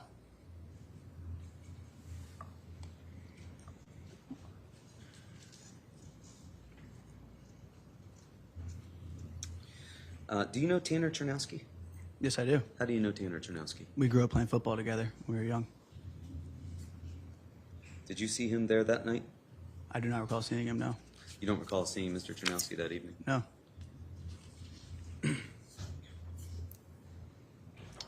Do you hear him in the video that we watched of the fight? In the video? Yes. Yes. What do you hear him doing in that video? Saying, yes, sir. Do you recall hearing him say that when the fight was going on? No. So, Mr. Hines and Mr. Marcinzik show up with your brother around what time? I would say 9:30, 10-ish. And once they arrived, shortly thereafter, you learned that Mr. Hines claimed that he had been jumped over at a party earlier that night at 5 Lazy Brook Road, right? Yes, I heard that. And what was the reaction of the folks in the basement at that point? Who did it? I'm sorry? Who jumped you? Why were you jumped? So they started to ask, who did it? Yeah, who and why? Okay. And then once they asked who did it, shortly thereafter they started texting the people that they thought did it, correct? That's what I heard, but I did not know that night. You didn't see anybody texting? No, I did not know there was You a didn't text thread. hear from anybody that, hey, we're trying to get these kids to come over here? No, I did not know that. You didn't see Griffin Marcinzik taking a photograph of the address and sending it out on a group chat? No. Did you see Griffin Marcinzik that evening? Yes, I did. What did you see him doing? He was in the basement hanging out. Just hanging out? Yes. You didn't see him on his phone? I mean, everybody's always on their phone. He was probably on it. That's what I thought. Did you see him on it? Not that I recall, no. And you don't recall Mr. Marcinzik, Mr. Hines, your brother telling you that they were texting with these kids that they claimed did this to them? No, I did not know there was a text. Did you hear from anybody that they were trying to get these kids to come there? Not that I know of, but probably, yeah. I'd say that. What do you mean, not that you know of, but probably, yeah? That people were talking about that there was something going on, but I didn't know exactly that they were getting them to come over. What did you think they were talking about when they said something was going on? I was staying out of it. I'm not involved in the younger kids' situation. That was just the younger kids' situation? It wasn't my friend's situation, no. The other kids weren't talking about this as well? They were not talking about it, no. They heard about it, but they weren't going on about it. And so it was a surprise to you then when the Honda Pilot showed up outside? Oh, yeah, it was. Nobody was outside waiting at that time? Not that I knew of. And you heard that the car had showed up, right? Yes. Who did you hear that from? I don't recall who. Just someone said the St. Joe's kids were outside, right? They said somebody was outside, yes. Right. And someone said that, but you can't tell us who that was. No, I don't know who. How did they know to look outside to see that somebody was out there? It was probably a Objection relayed. was to- It's speculation. Sustained. Was anybody looking outside to see if there was a car arriving? Objection, know does of. he know? Well, it's been answered, and it seems sufficient that he didn't know. I'll allow it to stand.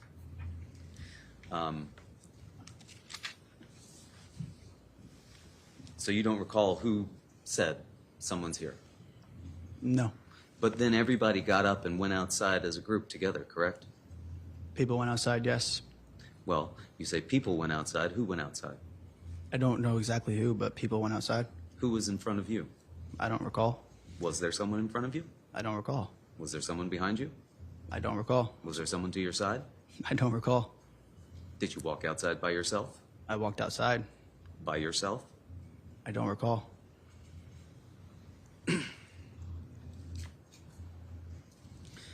You do recall that there was a group of you, and you said at least 10 people were by the car and 10 people were in the driveway, right? Yes. But you don't recall who any of those people were. I don't recall who I went out with, no. These were all very good friends of yours that you had grown up with and played sports with since you were little. Yes. You can't recall who any of them were. It wasn't important to me at the time, so no. Wasn't important to you that your brother was going outside towards this car that you didn't know anything about? I didn't know my brother was going outside. You didn't see your brother outside? No. You can't tell us anybody that you saw outside. There's people outside. I don't know the specifics of who was where and what was what. How close was the nearest person to you while you were standing in the driveway? Probably me to the judge. And there were 10 of you in the driveway? About, yeah. Who were the other 9? I don't recall Objection, it's exactly. asked and answered. It has been asked and answered, counsel. I'll sustain the objection. There were 10 people by the car? Yes. Can you tell us who any of them were? Objection, asked and answered. Sustained. Did you see Tyler Rich by the car? Objection, asked and answered. Sustained. I He's don't already recall. answered. He doesn't know, counsel. Did you see anybody reach into the front driver's side window? No, I did not. Did you see anybody put their upper body into the front driver's side window? No, I did not. The 10 people that were around the car, they were surrounding the car, right? They weren't surrounding it. They were on one side of the car, from what I Only saw. on one side of the car? From my vision, yes. How far away from the car would you say you were? It's about 25 feet, 30 feet. 25 to 30 feet away? Yeah, maybe a little farther. Further than that even? Yeah, 35, 40 feet away? 30. You told us all you could hear was bickering, right? Correct. Did you hear anybody say somebody was flashing a knife? Objection, that calls for hearsay. I'll ask if he asked if he's heard it. I'll allow it overruled. I don't recall hearing that. Did you see anybody flashing a knife? No. Did you see anybody throw anything from the vehicle? No, I did not. Did you see anybody throw anything at the vehicle? No, I did not. Did you hear a smash or a shattering sound? No, I did not. Did you see the car being rocked by the 10 people that were surrounding it? No, I did not. Did you see anybody put hands on the car? No, I did not. Were you watching this whole thing the entire time? No. What were you doing? Probably engaged talking to other friends. So your attention was back and forth from the car to your friends? In that moment, yes. But you're sure that you looked over at that car and you saw Jack Snyder driving and Raul Valle in the car as well? Yes. Were you familiar with Jack Snyder? Not really, somewhat. I've seen photos of him on social medias. So you couldn't identify any of your friends that were around the car, but you'd seen photos of Jack Snyder before, and you could tell that that was him from 30 feet away. Yeah, I saw people on social media from other times. Okay. Were you familiar with Raul Valle? Yes. Had you known him just from social media like Jack Snyder, or had you had interactions with him? No interaction, just knew of him from social media. So you knew him from social media, and again, you could tell that that was him from 30 feet away. Yeah. But you couldn't tell who your friends were that were around the car. No. I was able to tell from his hair. Did you see Faison Teal? No. Did you see Jimmy McGrath? Not in that moment, no.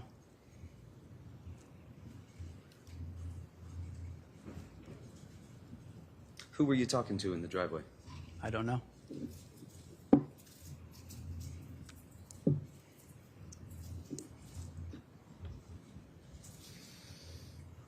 You said the bickering lasted 5 minutes or so, correct?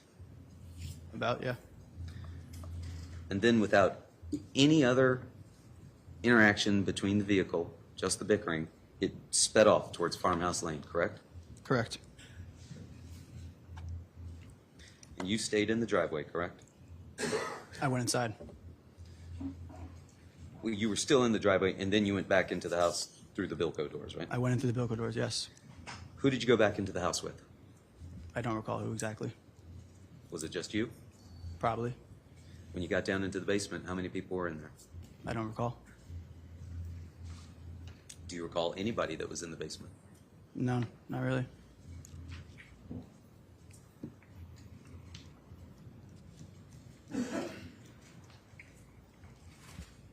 Did you think about calling the cops at that point? No, Why not? because I thought they had left. They sped away. Didn't feel like it was a threat and you should call the cops? No, they were told to leave, and they sped away, so they left.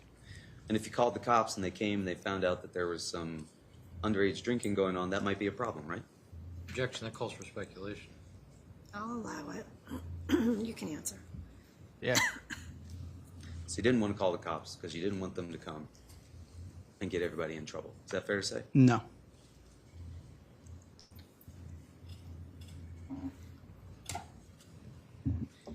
When you went back inside, you told us you talked with your friends about the incident, right? said we briefly talked about it, not a full conversation. More of mimicking it, like what was that? Mimicking it? Just saying like, why did that happen? Why is that important? Was there some talk about these guys are pussies, they didn't even get out of the car? No, None of that.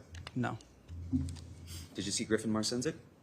no, Did you see Ryan Hines? no, Did you see Faison Teal? no, Did you see Matthew Lokovich? no, Did you see Michael Sampieri? nope, Did you see Sal Perry? nope, Did you see Jacob Villalobos? nope, Did you see Tanner Chernowski? no, Did you see Charlie Connery? no, You were all alone in that basement? no. There's older kids my age and girls my age. Oh, okay. Who were they? I don't recall exactly who. And you told us that you were down there for about 10 minutes. And there was no drinking going on at that point, right? I said 2 to 5 minutes. I'm sorry? I said like 5 minutes. You said 5 minutes About, yeah. that you were down in the basement? Yeah. You don't recall telling us just earlier when you were speaking with the state's attorney that you were down there for 10 minutes? No, I said 5, I believe. Okay. 5 minutes, no drinking going on. No, You were talking to some folks, but you can't tell us who. I don't recall who, no.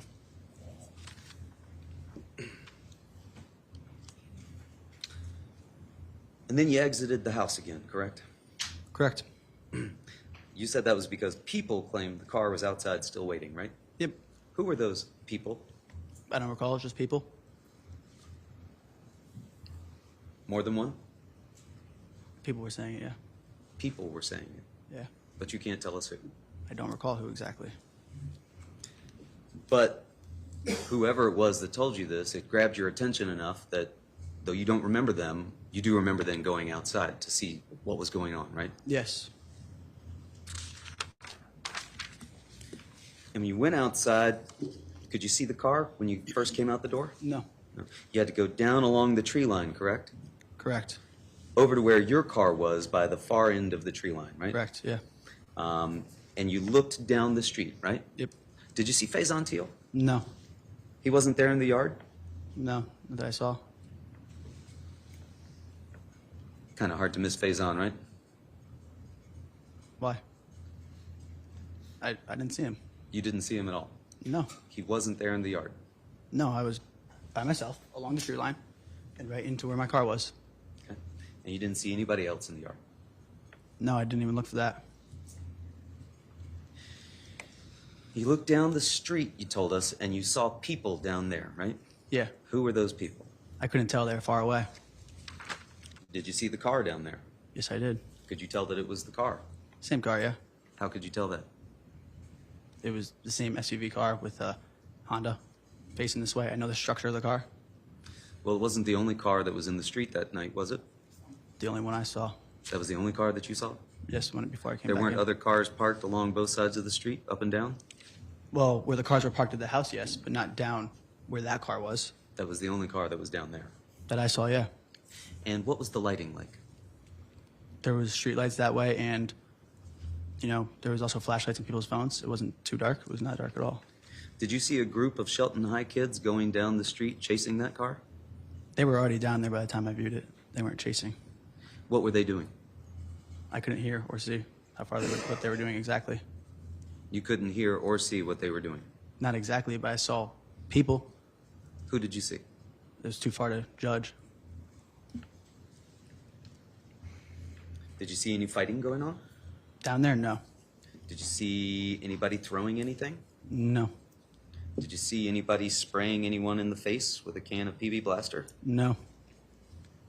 Did you ever hear about a can of PB Blaster that night? No, not that night. Did you see Tyler Rich anywhere? In that moment, no. Later, yes.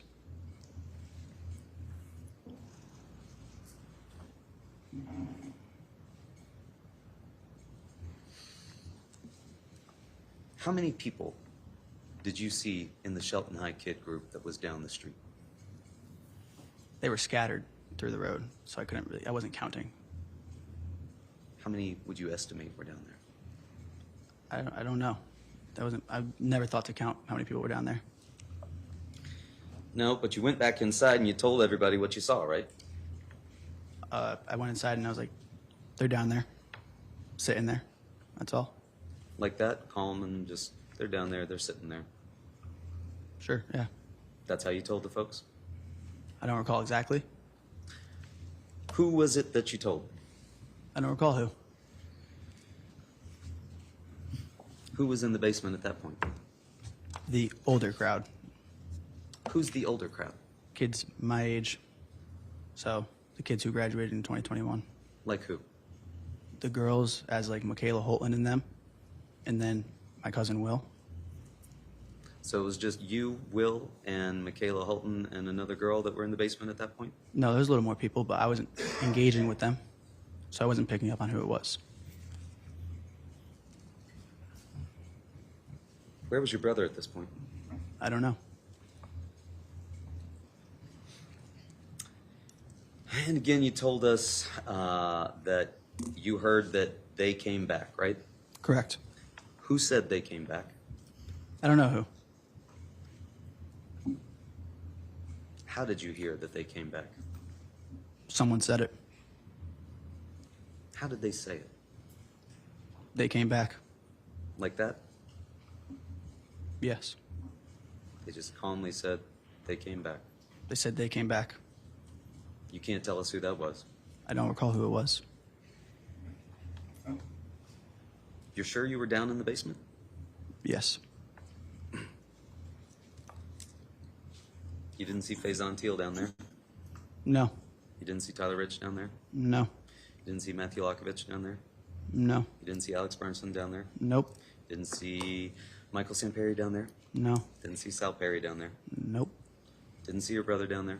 No. Didn't see Ryan Hines down there? No. In any event, you went back outside once you heard that they were there. Correct. Why did you go back outside at that point? Because I heard they were back. And I was curious to see what was going on. Did you go out by yourself? Yes.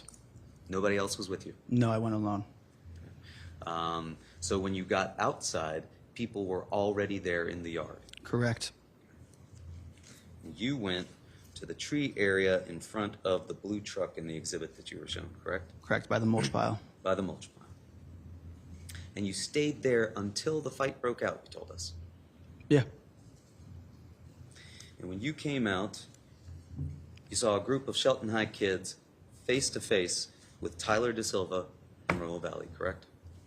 Correct. Who were those kids that you saw face to face with Tyler De Silva? Tyler Rich was on the right. Ty Wood was in the middle. And then I thought was my brother Charlie Connor on the left, but that was Ryan Hines. And that was it. There were just 3 kids that were there Face with to him? face. Face to face, yes. Okay. Those kids in the driveway who I did not identify. Okay. Only these 3 kids that you saw were in the yard. That's all I saw, yes. You didn't see Faison Teal in the yard? No. You didn't see Alex Bernson in the yard? No. Didn't see Matthew Lokovich in the yard? No. Didn't see Sal Perry in the yard? Nope. Didn't see Michael Samperi in the yard? No, I did not. Didn't see your brother in the yard? No, I did not. Well, Were you yes, looking I did. for him? I thought it was him. I'm sorry? I thought it was my brother, but that was Ryan Hines to the left, You'd seen your brother earlier that night, correct? briefly. And he was wearing a white shirt, right? Correct. Ryan Hines was wearing a green hooded sweatshirt, correct? Yes, that's what I was able to tell from the video, yes. I'm sorry? That's what I was able to tell from the pictures, yes. But you thought that Ryan Hines in the green hooded sweatshirt was your brother in the white shirt. Correct. I wasn't picking out what color clothes they were wearing. I did not think to take notes of that.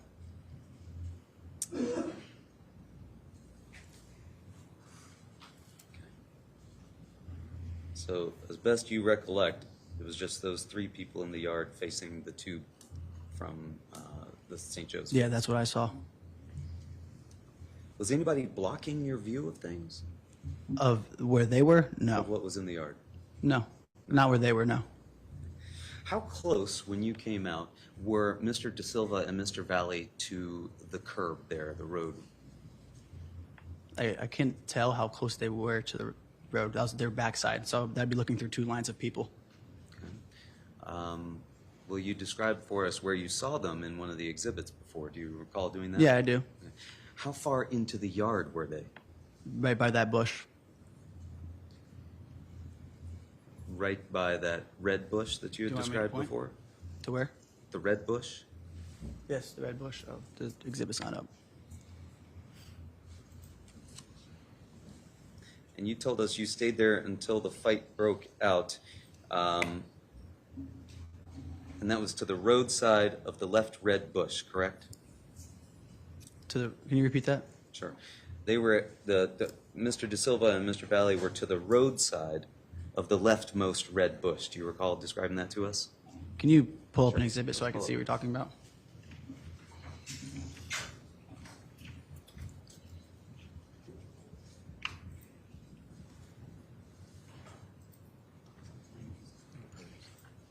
There's the big one behind it, too. State's Exhibit 6 is what I'm showing you there. Is this the red bush that you're describing here, this one? Yes, right where your finger. Yep. And do you see this sort of debris field here in the front? Yes. And you see the curve here. Yes. How far is it from the curb to the red bush? I don't know. 15 feet, 20 feet. 15 feet, 20 feet. How far into the yard were Mr. De Silva and Mr. Valle? I would say a little more than halfway to that bush. So 7 to 10 feet in, if that bush is 15, 20 feet. Yeah, in that range, yeah. Halfway or so to that bush. Yeah.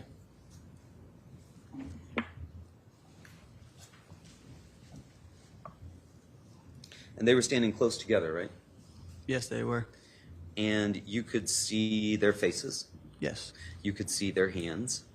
Yes. And did you see any weapons? No, I did not see any weapons.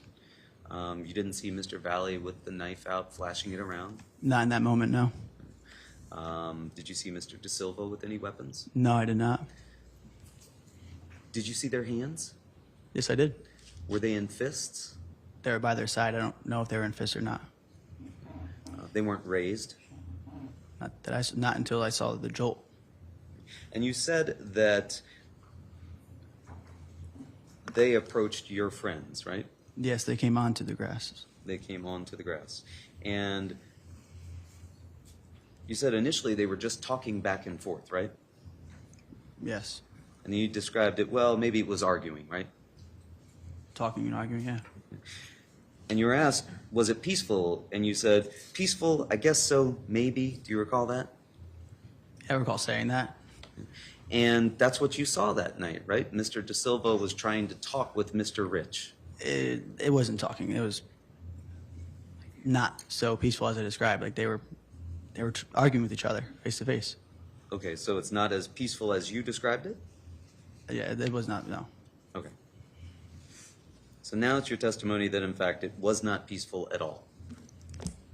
It didn't start off as immediately throwing hands, but they did walk up. There was talking before a fight. What was the talking about? I was 10 feet away. I was not listening. You weren't listening? No. And then you said it looked as though Mr. Valle was going to do something. Do you recall that? Correct. You told us that he cocked his right hand, right? I didn't say cocked. I said he made a jolt like he was going to throw. You don't remember when the state's attorney asked you, he cocked his right hand, and you agreed with that? He jolted. He went back. Like he went like this. He flinched. No, he did not flinch. A Can flinch you is when describe, someone you're makes you showing flinch. your shoulder coming back. Yes, like that. like you're going to do something. Was his hand in a fist? I did not see that, no. Who was close to him when he did that? Ryan Hines and Ty Wood. Neither of them punched Mr. Valle, did they? I didn't see who it was that punched him. And again, at this point, your recollection is that there were only 3 people facing Mr. Valle and Mr. Silva, correct? Yes, that's from my view, yes. Did you see Mr. Teal anywhere? No, Did you see Mr. Lakovich anywhere? no, Did you see anybody other than those 3? no, those are the only 5 people that I saw.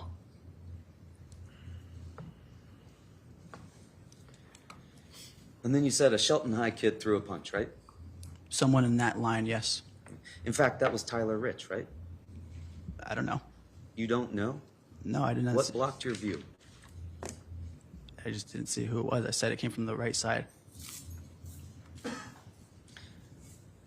And that person threw that punch at Mr. Valle, correct? Correct. Knocked him down to the ground, correct? Stumbled, didn't fall to the ground. He didn't fall to the ground? No, not that I saw, no. Do you recall telling officers when you gave a statement to them that you saw Mr. Valle on the ground? When he was stabbing me, yes. He was bent over as I described. And you described not that he was bent over, that he was crawling on the ground, right? He was on one knee coming towards me as I described with You State's told attorney. police officers that he was crawling on the ground, correct? I do not recall.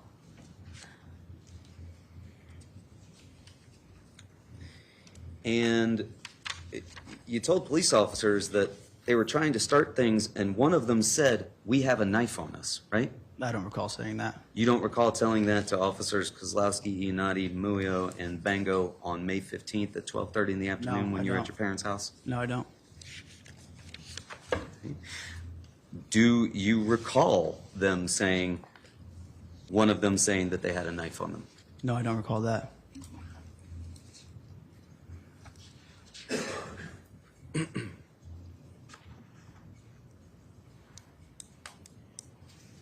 Do you recall telling officers that you all went over to help?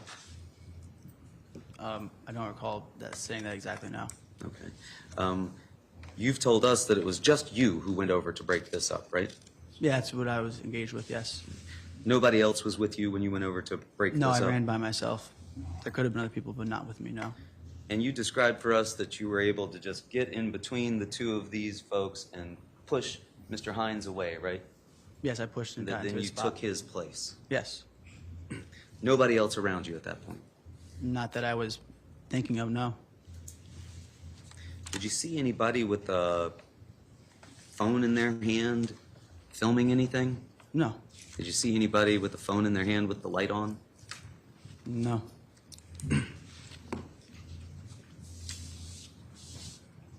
Did you see Tanner Chernowski anywhere around? No.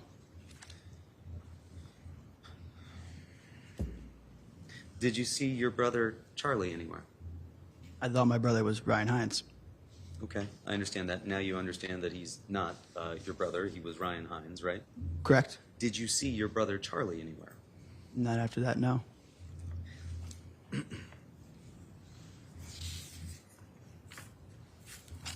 Counsel, whenever you feel there's a good time to take a break. Your Honor, I think perhaps if we stop here, that would be a good spot. All right. So, ladies and gentlemen of the jury, we are going to go ahead and move into our lunch break. So we will stand in recess from now until 2 p.m. We'll pick evidence back up at 2 p.m. I remind you of your rules of juror conduct, the oath that you took, and the instructions that I have repeatedly given prior to our recesses and our adjournments. So please remember to stand by those rules and your oath, and have a good lunch, and we'll see you back for 2 o'clock. Thank you. Court stands in recess. Thank you.